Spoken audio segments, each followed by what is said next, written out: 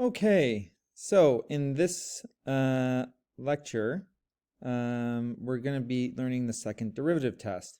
So what is it? So as we saw with the first derivatives, our first derivative test, right? What the first derivative does is going to be talking about if the function increases, decreases, if it's a max and min. What the second derivative test is going to talk about is really the shape or curvature of the curve of the original function, right? So this is, again, shape or curvature of your original function, right? So what we call concave down. So you can think of it as happy face, sad face, and then there's a happy face version, right? So those are the two options that we're going to have. So, and those we call concave downwards or concave upwards. So here's the definition, mathematical terms that we say if we have a concave downwards, it means over the interval, whatever the interval S is, over that interval, the second derivative is going to be negative. So you put in a value, and you take your second derivative and you take a value, x, put it in. And if your second derivative turns out to have the sign of negative, it means it's a concave down. So concave down. So it's a sad face, right?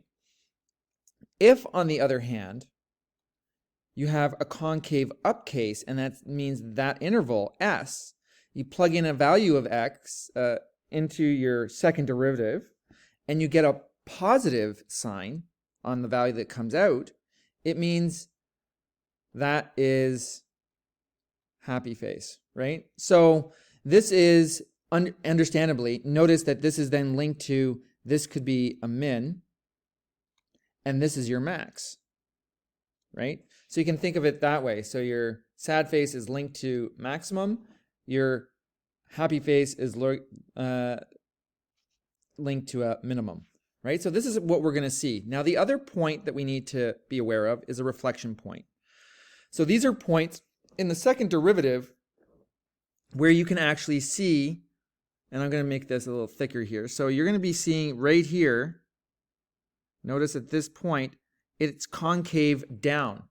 The next point, though, at that inflection point, it flips around and goes up. So these cases, you're going to be able to identify those inflection points. So this inflection point, right, is identified when your second derivative is actually a 0, right? So second derivative, if you put in a value of x, you get a 0. Or if you set the function, whatever your second derivative is, the function that you have, set it equal to 0, you can find those inflection points. So these are going to give you another critical number. So these are, again, critical values. Critical values. And this is what you want to look for, right? So it's the same situation here. This is going to be your, I'll thicken it, concave down right here. And on the other side, this is your concave up, right? So again, it's another type of an inflection point. So now if we continue down here, so we set it up. There's stationary inflection points and non-stationary reflection points. So this is your original function, f of x. So know that we're going to do non-stationary. So what you can see with the non-stationary, it's actually where the function transitions from, in both cases, transitions from concave down to concave up, or from concave up to concave down, right? But notice what it is. It's not at a flat spot. It's actually right in the middle of the curve, right? So it's coming down and it flips over. But notice this one. It's like as if it was the vertex of two parabolas, right? So you have that parabola and then another parabola linking right at that point, and you're actually switching in between the two, right? So there would be this that you're following, right? Or let me make it a little thicker. It would be that one, right? With the point of interest right in the middle where they kind of connect, right? So this is the idea of just a stationary inflection point and a non-stationary inflection point. Notice for this one, the gradient, so for a stationary, the gradient is 0. The gradient for a non-stationary inflection point is a non-zero. It just means it's going to be either a positive or it could be negative. So we also have the sign diagram. So you can see for this one, so I'm going to just do the stationary first, that your original function, you can see that it's decreasing on both sides of a. But when you take the second derivative, one will then, if I take a value on this side, so right here, right, on the left side, I'm going to get something positive. But on the right, I'll get something negative. So I can see that on the positive, it's a concave up. And on the left, or on the right, I mean, it's concave down, right? So this is what it's, first and second derivative test always tells us something about the original curve through the derivative, the subsequent first and second derivative. Just note that the second derivative is actually talking about the curvature of the original function, okay? So then you have your sign diagram for non-stationary, and you can see how it's going to build us and tell us the same story, right? It's negative, so it's concave down on this side, on the left side, and concave up on the right-hand side, right? So let's try a problem, and I'm going to break these problems up into multiple videos. So I'll do this one here. Hopefully I'll have enough time to do it. But let's get started with it. So A, what we do is we're going to take our first derivative. So I'm going to let you do part of it at home as well, because I'll shorten it. And if you have questions in class, you can just ask me because time's a little limited. We're going to have the derivative of the first. So we can take the first derivative right here. So that's going to give me 12 x to the 3 minus, that a shouldn't be there, by the way. I don't think that a, oh, that a should be a 1. Wow. Okay, there's an oops. So that a should be a 1. So that'll be 48 x squared plus 48 x. The 9 disappears, right? Next, we can then split this up. Can pull out a common 12. Oops, so 12x actually. We can pull out 12x, which is then x squared minus 4x minus 4. And we can always do this if you have questions about this in class. It's the whole point. Can't forget my x there. Minus 2 squared. So I can factor those. So we now know, though, that we would have 2 points. So we do have x at 0. So notice our critical values, x is equal to 0, or we have an x equal to 2. So if we do a sign diagram for this, so we're going to have 0 and 2, right? So what we can do is put in values for those points. We know, right, on either side, right, we'll be able to find. So if I put in a value for, I don't know, minus 1 in here, what you're going to get is negative. So if I put in a value, let's say negative 1 into my derivative, right, into the derivative, I'm going to get a negative. If I put in a value in my derivative, let's say 1, it's going to be positive. So just check these, right?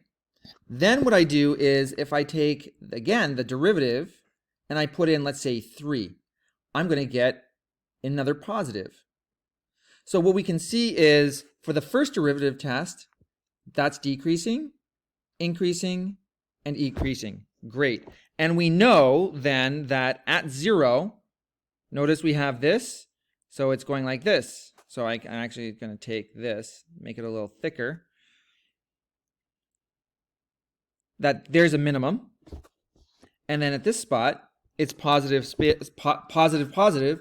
This is a stationary point, right? So it could be doing something not quite clear, but something maybe like that or something else, right? But it does look like something happening there. That is a stationary point, right? So it could be flipping, and we can test using the second derivative, right? But that's what it's indicating. Something's happening there. So we know that at 2, so we would have a minimum. So if we do f of 0, we get minus 9.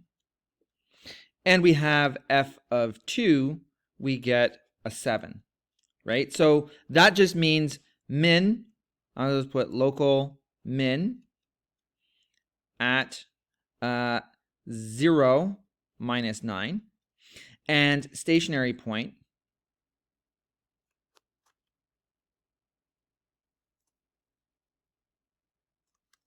at 2, 7. So there we go, right? Now what we can do is in part B. So let's just take a look at part B.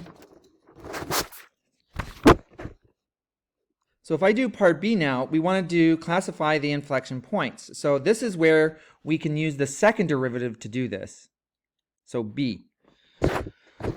So B, if I do the second derivative of this, so we're doing the second derivative now, f of x, that then is going to give me 36x squared minus 96x plus 48. Right? Now we can then still pull out. Now we just try and factor this. Always try and factor it. Usually works. Unless it's a really nasty one. Then we can factor this. So x minus 2. So you try this at home to factoring it. I'm speeding it up a little bit. We can always ask the question at home in class. Right? So if we then split this up, we're going to have, we can already see this is x is equal to 2, or it can x be equal to 2 over 3. So what we have as our division here is 2 over 3, and the other critical number is 2. So if we now use, let's say, value, derivative, we're going to put in, well, something less than that, 0. So I'm going to choose that one. Well, you plug in 0, you're going to get a positive sign, right? If you plug in, let's say, that would be 1. Yep, let's say 1. You're going to get a negative sign. And you plug in into the second derivative, that is, 3. Here, you're going to get a positive sign. So what you're seeing here then is at this point right here, at the